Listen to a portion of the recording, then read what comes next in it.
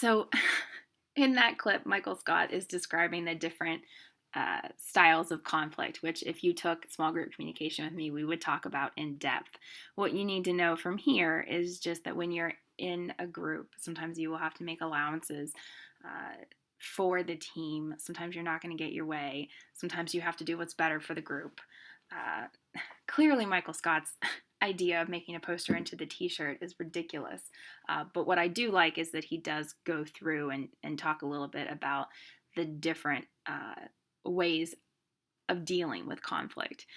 He defines the problem. He brainstorms solutions. They're not great solutions. He didn't really let them pick. He kind of picked for them. And the conflict management styles, he automatically didn't want to do a compromise just because it wasn't a win-win-win. Which if you sit down with a group and you put some effort into it, you can usually come up with a solution that most people will be happy with.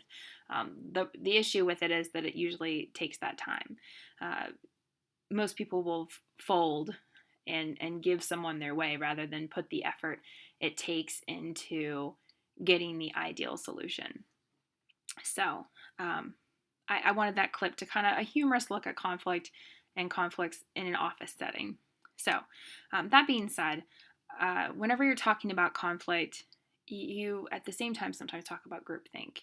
And groupthink is a mode of thinking where members engage in and where they're deeply involved in a cohesive group, which you may think, oh, cohesion is good. Yes, cohesion is good to a point, which overrides their motivation to realistically appraise alternative courses of action. So groupthink happens whenever you've got too much cohesion. Some conflict is necessary for groups to be effective. So Tuckman, which is another researcher, small group researcher, said that all groups, if they're forming appropriately, will move through stages forming, storming, norming, and performing. What he said is that the first kind of phase is forming. You get to know each other, you kind of form a group identity, and then the storm comes. And this is where you're kind of starting to irritate each other a little bit, starting to disagree. And this storming is good. This shows that you're a strong enough group that you can withstand a little conflict. Now you norm and you start to have things that you always do. Norms, they call it, right? So maybe every Wednesday your group goes out for donuts, or just like habits and rituals that your group may have.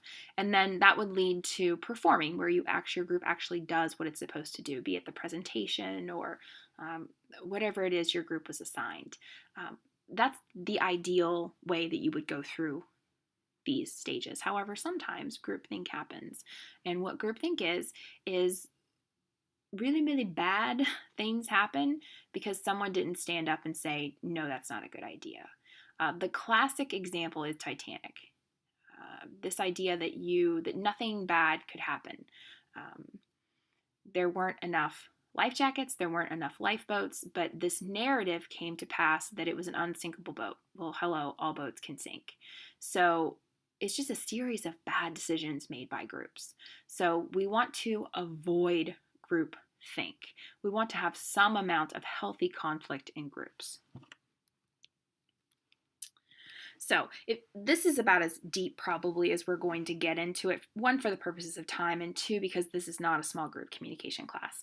I could go on, and you don't want me to, forever about small group communication because I find it fascinating, but we don't even have a small group communication component to our class.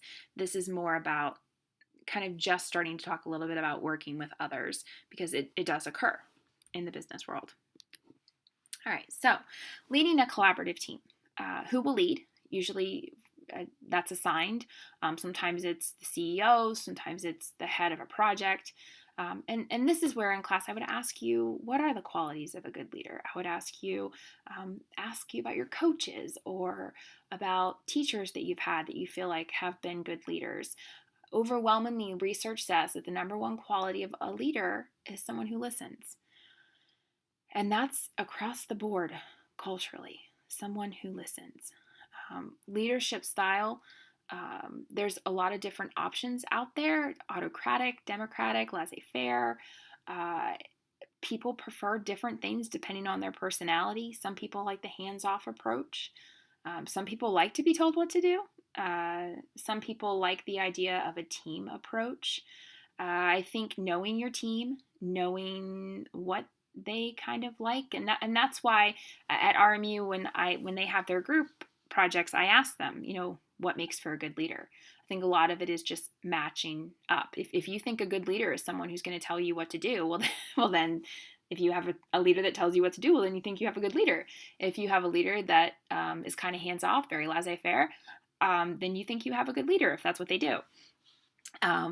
So a lot of this slide would be a conversation if we were in class together right now. So I encourage you to think about, what are characteristics of a good leader? What is your leadership style? If you were the CEO or the head of a project, how would you lead? What leadership examples have you seen that have been poor? What leadership examples have you seen that have been exemplary? Generally, you want to stick to a schedule so that members know what there is to expect. It's very similar to a syllabus so that students know when things are due. Collaborating with other departments is sometimes something that happens a lot with some employees. Sometimes they're siloed. I guess it depends on the company that you work for.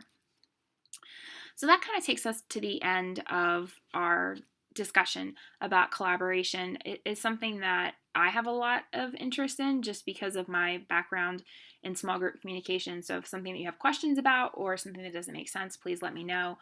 It's more just to kind of get us started talking about the subject of collaboration, small group communication, groupthink, and Tuckman stages of development. We're going to continue to talk about some of these major topics, and we certainly will talk more about mentorship as this week kind of comes to a close.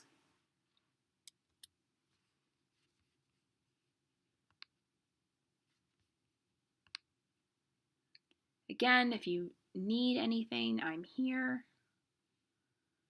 Call me, email me, text me, pigeon carrier, I'm here.